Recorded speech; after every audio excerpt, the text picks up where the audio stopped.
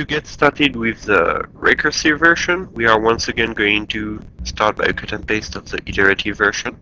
Okay, so here we go. And we are going to review what we need to keep, what we need to alter. If my parameter is not a pointer on a valid pointer on T-cell element, my first parameter, I cannot do anything. Okay. If new is null, I don't have anything to add to the tail of the list. I can do that immediately by simply returning from my function.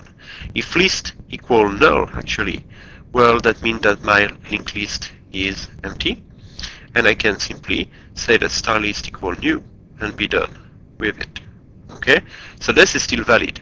Now the general case, which is where we are going to actually iterate until we find the last element of the linked list, is the one that is going to require a little bit more work.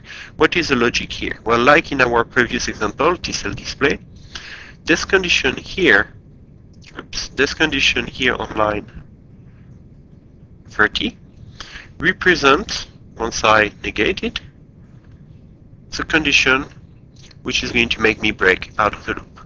When p(x) is null, I break out of the loop. And what do I do when I break out of the loop? When I do break out of the loop, I actually assign p(x) with the value inside of new.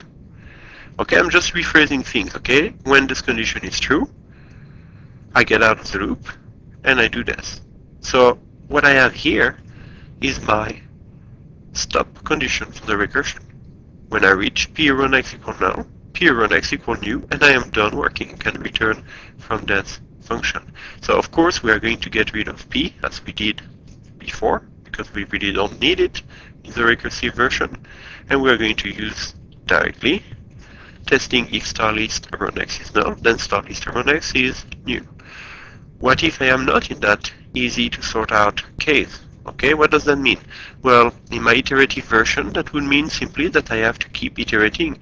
How do I keep iterating? P equal p(x). That's how we do it in iterative versions. How do we do it in a recursive version? T-cell display. I'm looking at my example on top.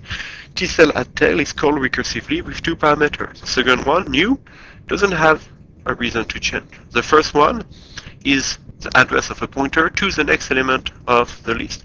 Well, we already did that kind of stunt. Okay, we know that we want the address of star list a row next, and once again use the diagram to make sure you really understand how we come up with that result.